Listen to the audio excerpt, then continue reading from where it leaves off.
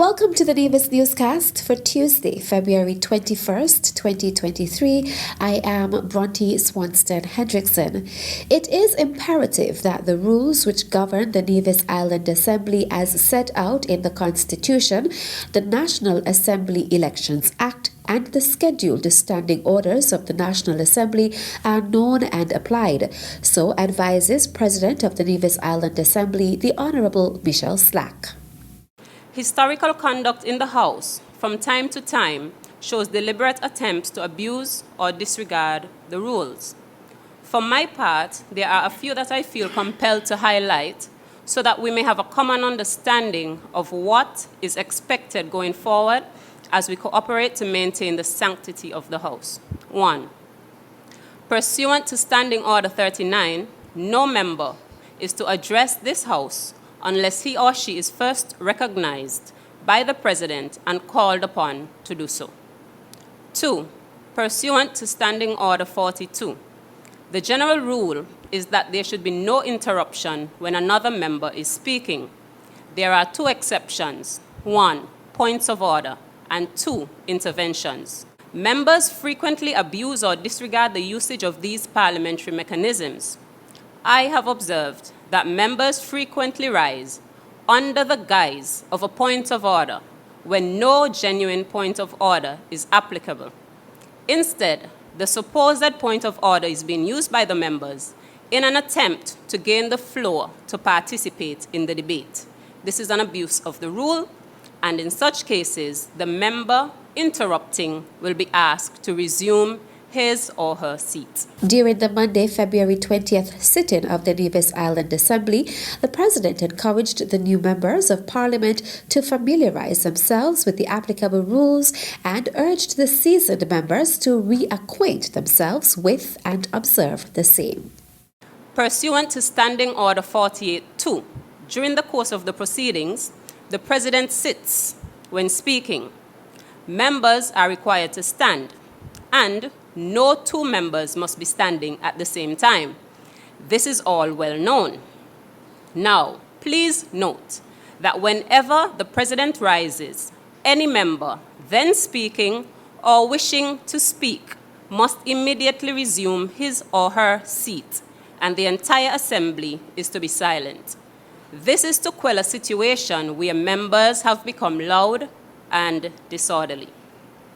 I am hoping that the honorable men and women here today would conduct themselves decently so that I am not required to stand in an effort to maintain order.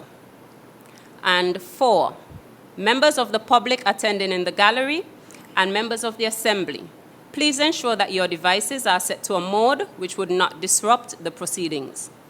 Note also that extraneous materials, books, newspaper, social media posts, etc., which do not pertain to the business of the House are not to be read during these sittings. President of the Nevis Island Assembly, the Honourable Michelle Slack. Prime Minister, the Honourable Dr. Terence Drew, on Monday, February 20th, met with Professor Benedict Orma, President of the African Export-Import Bank, for further discussions on investment opportunities here in St. Kitts and Nevis. The meeting followed the signing of a Memorandum of Understanding on Friday, February 17th, with the African Export-Import Bank. This agreement entails collaboration on initiatives to implement strategic projects in renewable energy, such as a solar power plant, grid connectivity between St. Kitts and Nevis, and smart metering, among other energy-related initiatives. Following his Monday's meeting with Prime Minister Drew, the President of the African Export-Import Bank and his delegation visited the Ministry of Finance conference room for wider discussions with the entire cabinet of the government of St. Kitts and Nevis. The 18th annual NEVLEC-sponsored job preparation workshop for the Charlestown Secondary School was held on Thursday, February 16th at the Nevis Performing Arts Centre, NEPAC. Principal of the school, Jasmine Dorr, in delivering brief remarks, encouraged the students to use what they learned during the workshop in their everyday life. You would recognize that you will be given a wealth of information. And of course, I know that you will not remember everything that has been said, everything that has been done. But I want you just to do one thing. Hold on to at least 3 of these nuggets that you're going to be exposed to this morning. Hold on to them. And I want you to actually put them into practice when that time comes. You would recognize that these are information that you are likely to use sometime throughout your career, whether it's going to be in the workforce, or maybe those of you who go on to further education. It is an ideal opportunity for you to garner some knowledge and to apply it in the appropriate ways. So take the time, absorb the information, and apply it when the time comes. Principal Dorr also expressed gratitude to NEVLIC for their continued sponsorship, Diana Williams and Lynette Swanston Morton for their assistance in hosting the workshop. Nakita Thibu, NEVLIC representative, listed a number of core values and ethics that the students should carry into the world of work. Be passionate. Take up space wherever you go. And in whatever you do, do it as if it is being done to you.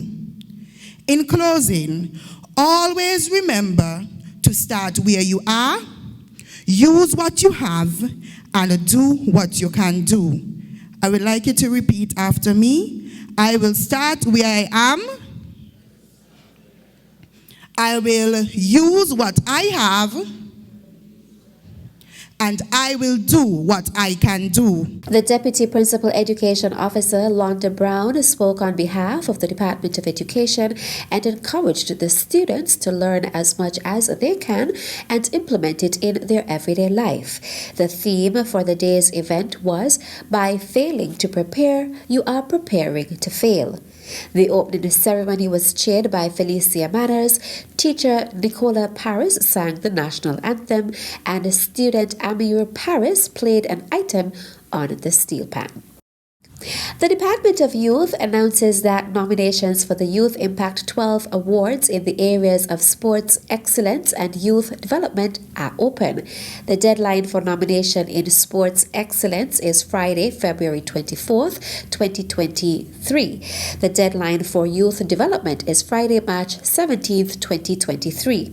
Visit the Department of Youth's office upstairs, the Reliable Motors Complex in Charlestown, to collect a form and nominate your outstanding youth today.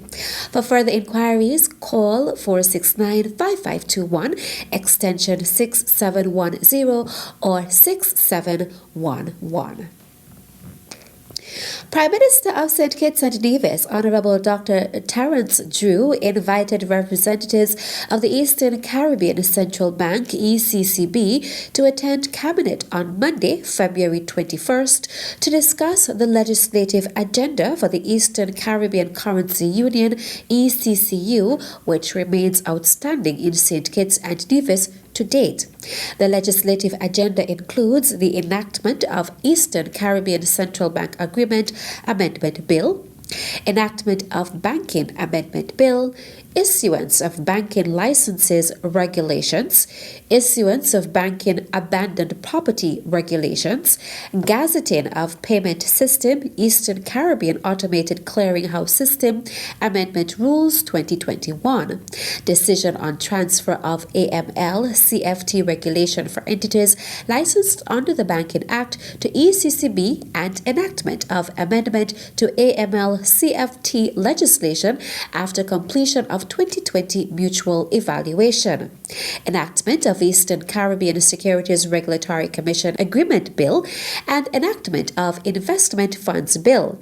The presentation was made by Merlise O'Loughlin, Director of the Legal Services Department at the ECCB, who stated that the timely and successful execution of legislation is essential to the bank's member countries' long-term stability and economic growth. Prime Minister Drew gave Governor of the ECCB, Timothy Antoine, the assurance of the Cabinet of Ministers and the Attorney General's office that the legislation will be brought before Parliament in short order. And that's it for this edition of the Nevis Newscast. On behalf of all of us here at the Department of Information, I am Bronte Swanston Hendrickson. Thank you for viewing.